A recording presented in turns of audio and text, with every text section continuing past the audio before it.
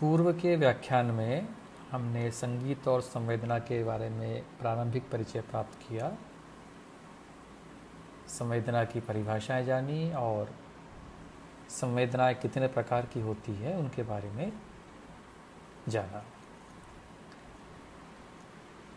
आज हम संगीत के परिप्रेक्ष्य में विशेष बात करेंगे और बात करेंगे कि संगीत संवेदना के जो विधायक तत्व हैं वो क्या क्या होते हैं।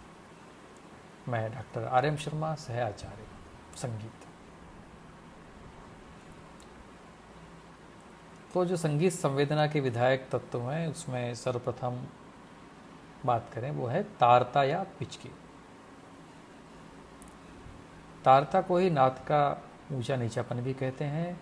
ध्वनि की ऊंचाई नीचाई का संबंध इससे देखा जाता है और तब इसे स्वर भी कहते हैं।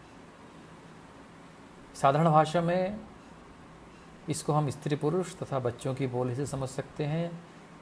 जैसे भले ही चाहे स्त्री धीरे धीरे बोले लेकिन उसकी आवाज़ का जो महीनपन वह कहीं नहीं जाता, और पुरुष बहुत अधिक चिल्लाएगा तो भी उसकी आवाज़ मोटी ही रहती है।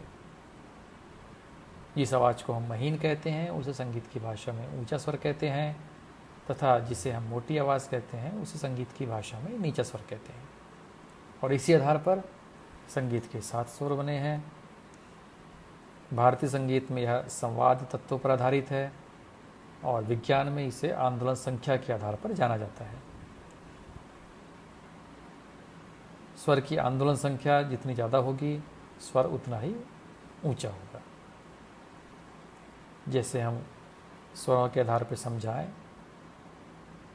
सा की आंदोलन संख्या जहाँ से हम शुरू करते हैं, मध्य सा की आंदोलन संख्या 240, ऋषभ की 270, गंधार की 300, मध्यम की 320, पंचम की 360, दैवत की 400, निषाद की 450 और तार सप्तक की 4 की 480।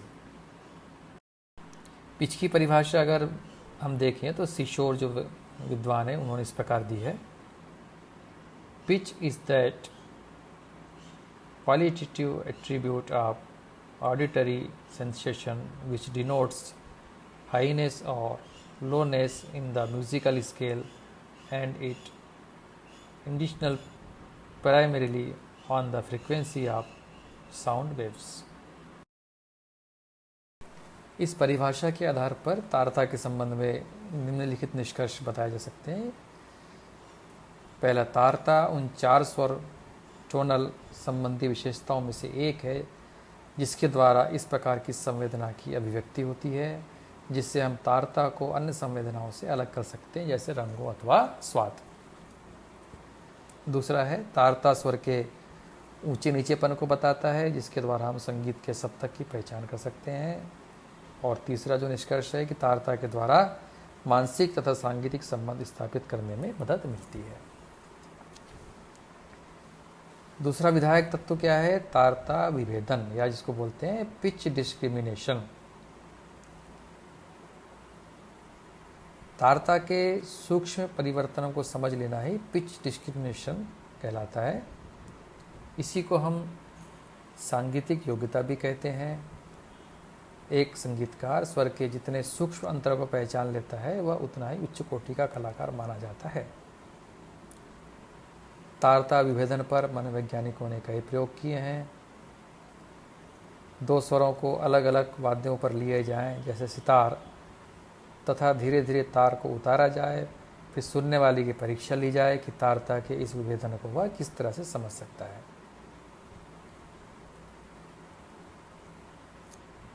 तारता की मनोविज्ञान की सीमा के विषय में विभिन्न मनोवैज्ञानिकों ने अनेकों मत प्रस्तुत किए हैं। प्रमुख रूप से हम सभी जानते हैं कि किसी भी ज्ञानेंद्रिय या ऑर्गन की संवेदना की सीमा उस ज्ञानेंद्रिय तथा मस्तिष्क के द्वारा सीमित रहती है। यदि हम तारता के वास्तविक सीमा को जानना चाहें तो यह कार्य बहुत मुश्किल है। इस विषय के कुछ विशेषज्ञ परीक्षण करते रहते हैं, लेकिन फिर भी यह पता लगाना मुश्किल है। अगला विधायक तत्व है वह है तीव्रता या इंटेंसिटी। तीव्रता को ही नाद का छोटा बड़ापन कहते हैं।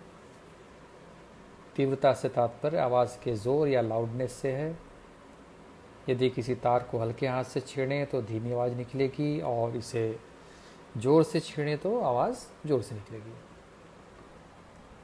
हारमोनियम की पटरी पर ज़ोर ज़ोर से उंगली रखी जाए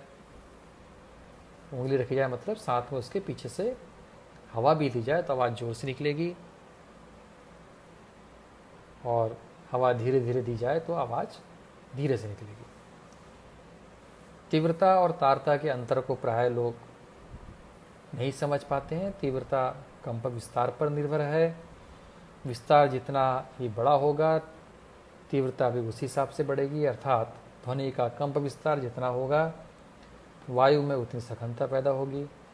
ऐसी सघनता जब कानों के पर्दे पर पड़ती है तो कान का पर्दा अधिक दबाव महसूस करता है। यही ध्वनि की तीव्रता का अनुभव है।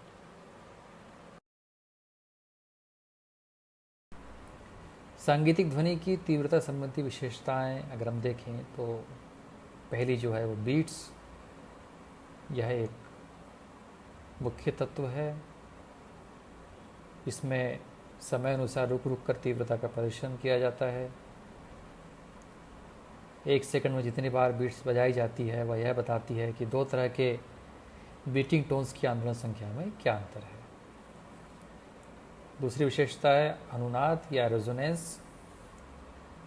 नाद की तीव्रता वाद्य के रेजोनेंस बेस पर भी निर्भर करती है। जैसे उदाहरणार्थ अगर वायलिन के तारों को रेजोनेंस बेस से अलग कर दें तो उसकी वायलिन की सारी गूंज खत्म हो जाएगी। अगली विशेषता है रिवर्बरेशन।